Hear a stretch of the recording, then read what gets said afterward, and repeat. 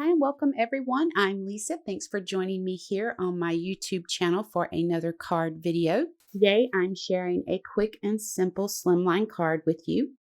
Now my inspiration comes from antique prints that you see with botanicals and also the insect prints that you see. I love those prints. So I thought, why not try to mesh these two items together and see what we could come up with. Now here's the Bee-utiful stamp set, the Shiplap, Farmhouse Shiplap stamp, the Honeycomb pattern die, also the sunflower stamp. You've seen me use that in previous videos. And I'm going to be using the Slimline window die. Now all these products are from Whimsy stamps. I'm stamping that sunflower with Memento TUXEDO black ink so I can do a little bit of Copic coloring with it. I'm next going to come in and go ahead and stamp the bees with the same Memento TUXEDO black ink.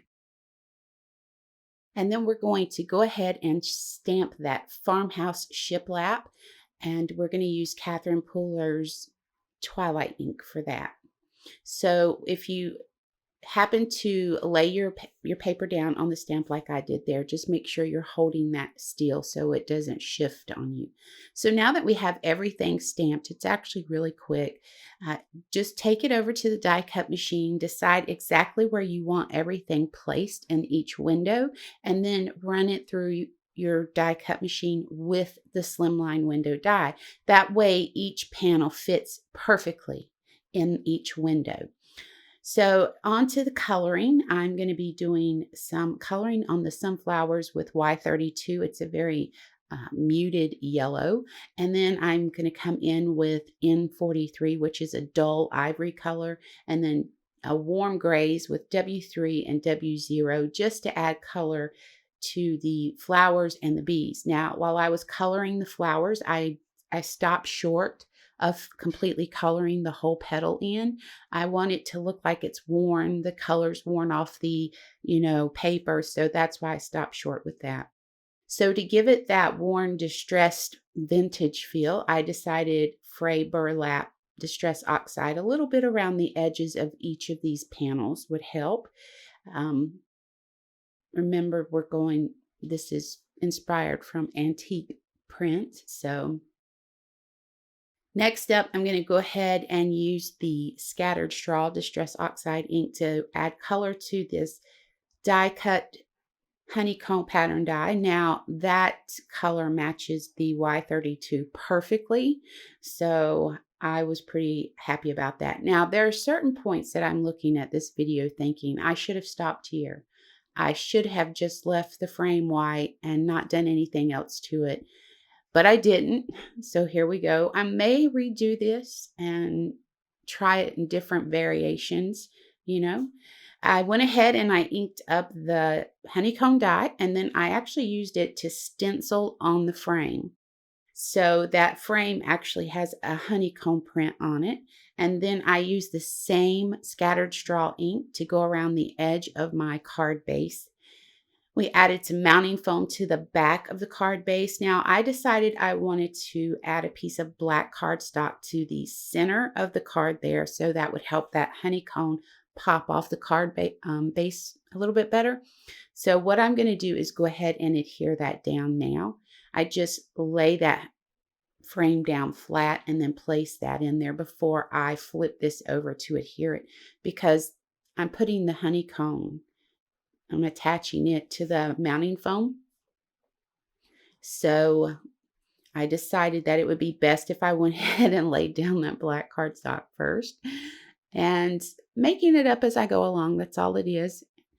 So I went ahead and I attached the honeycomb to the mounting foam, and I trimmed off the excess that was hanging over into other windows, because I didn't want that. I want it to be everything have its own place.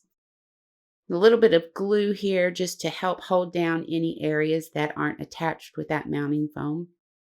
So now we're going to just go ahead and start placing our pieces in each window. I'm using a liquid adhesive to do that. It's pretty easy. There's nothing complicated about this card. There's no difficult coloring. There's no difficult blending. It's just stamp, lay down a little bit of color, and put it together. It's actually really easy. So I'm going to continue placing each piece in. Now, I feel like placement is personal preference, so make it your own. You know, you don't even have to use sunflowers and bees. Maybe you want to do a beach theme and you want to use mermaids and I don't know, waves. It's completely up to you. But I just love the idea. It's almost like you're trying to tell a story with each little window. I like that. So I'm going to go ahead and stamp my sentiment thinking of you, and then I'm going to trim it down with my paper trimmer. Once we have this trimmed down, I'm going to go ahead and add some mounting foam to the back of it and adhere it to the front of the card right over the honeycomb. And then I'm going to come in with a few gold sequins and add that to the honeycomb area.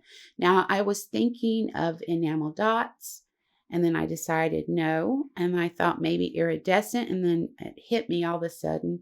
What if I used gold sequins, because honey is a gold color, and I just thought that that would work great with it. So I ended up going with gold sequins here in that honeycomb, and I only did 3 of those.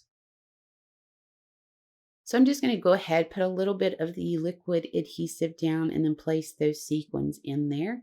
And then I do believe that's going to bring us to the end of this video. And I really appreciate you joining me today. I hope you'll click the subscribe button and ring the bell to be notified of new content to the channel.